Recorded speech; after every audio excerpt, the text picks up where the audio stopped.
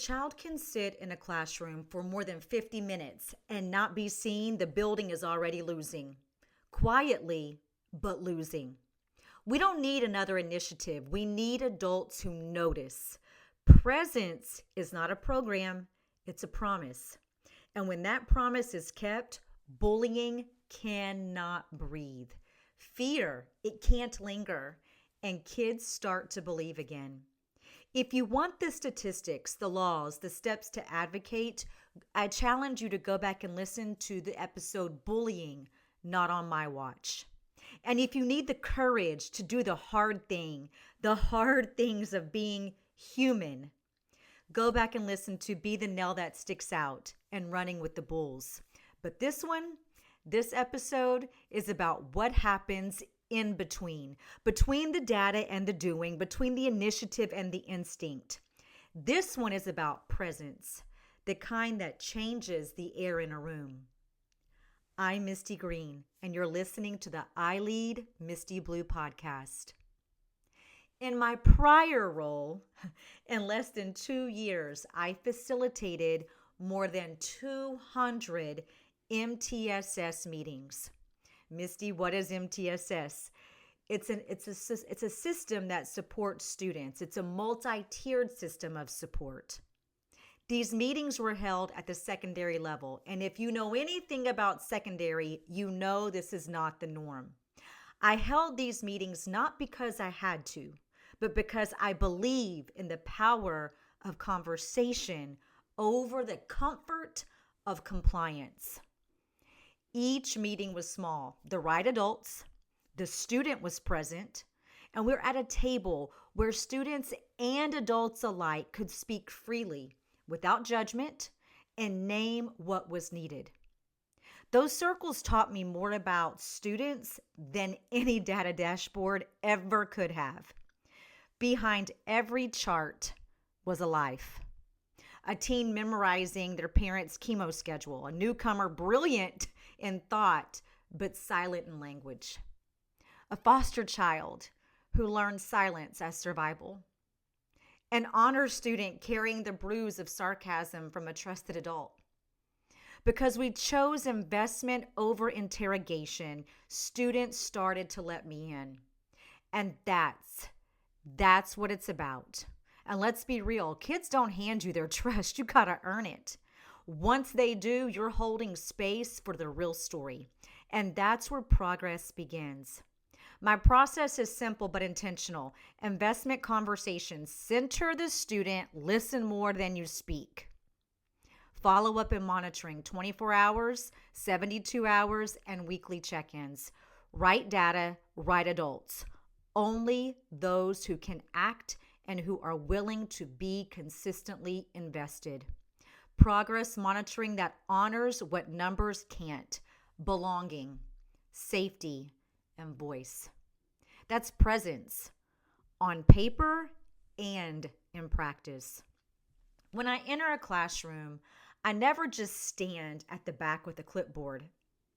I typically will walk up to a student if there's a vacant seat or desk, and I will ask, "Can I sit by you?" Then I listen.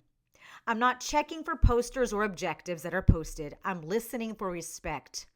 I'm listening for reciprocity, for tone when a student risks an answer, for whether the air feels free or fearful. Is it full of sarcasm or is it inviting conversation? Are students' eyes anxious or are they open? Are they tracking? And does my presence make them breathe easier or hold their breath?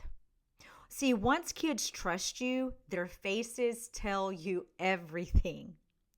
Sometimes I lean in and ask, "What are you working on?" Other times, I just watch and I just listen.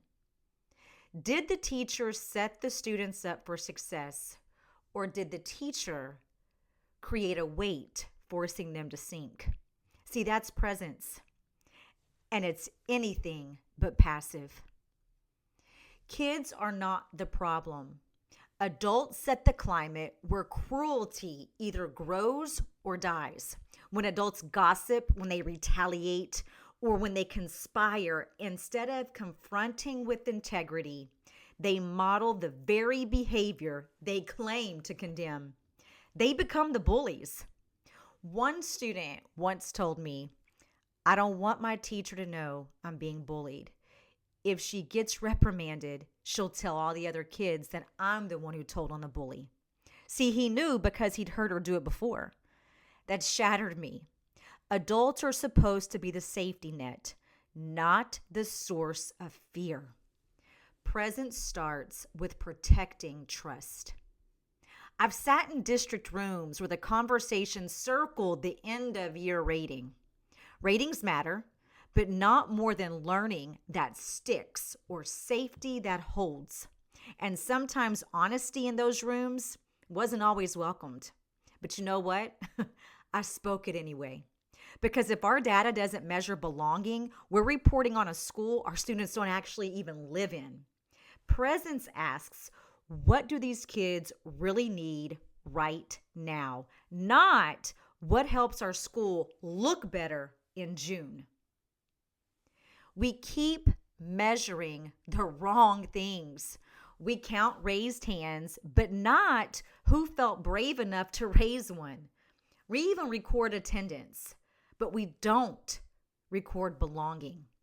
We log infractions, but not adult interactions that actually provoked them. I want you to ask yourself, who relaxes when you walk in and who stiffens? Who hasn't been greeted by name, not even once this week? Who is shrinking behind achievement? And who needs to be seen before they can be scored? If those questions sting, that's good, because that's the sound of growth beginning. Presence is steady consistency. It's active observation. And it's also emotional availability.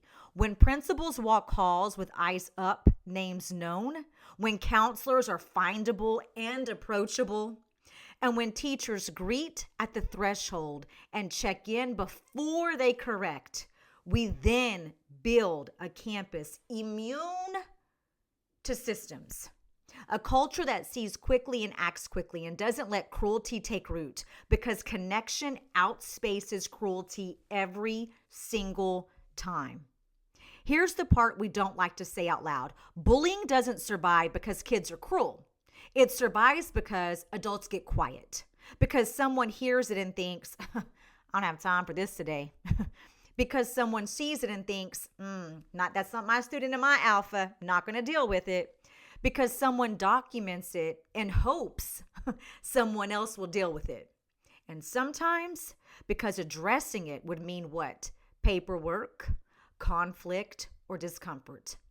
So it gets minimized, it gets reframed, it gets rationalized, and even at times normalized. He's just joking. They'll work it out. She's too sensitive, or they didn't really mean it that way. But research tells us, and kids already know, that when adults intervene early and consistently, bullying drops dramatically. The strongest predictor of whether bullying continues is not the students. It's the adult's response, not once, not twice, but consistently. When adults look the other way, kids learn something devastating. The harm is negotiable, that safety is conditional, and that silence is survival. And I've literally watched administrators walk past moments they should have stopped.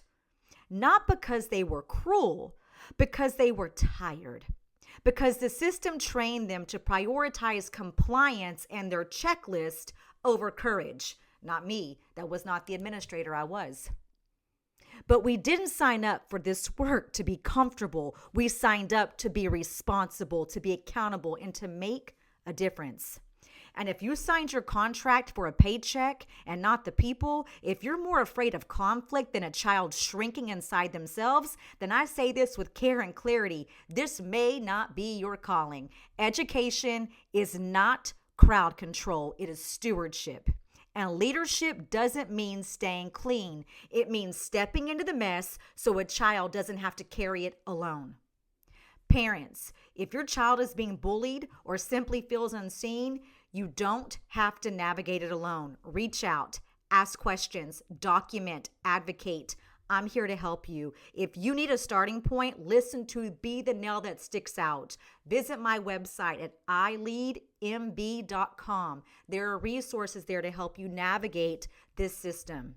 If you want to understand the laws, the protections, and how to push back when systems fail, go back to listen to Bullying Not on My Watch. And if your gut says something isn't right with your child, trust it every single time. And remember, adults and teachers don't always get it right.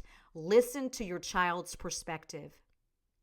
A culture that protects kids begins with adults who notice, who listen, and who follow through. Again, not once, not twice, but every single time. Refuse to gossip, who reject indifference and replace optics with honesty, with hard conversations. We got to keep the main thing, and that's the kids. Policies protect on paper. People protect in practice. And presence is the bridge between the two. Pull up a chair, the table is set, and stand in the gap. Choose every single day to be the adult who makes schools feel safe again.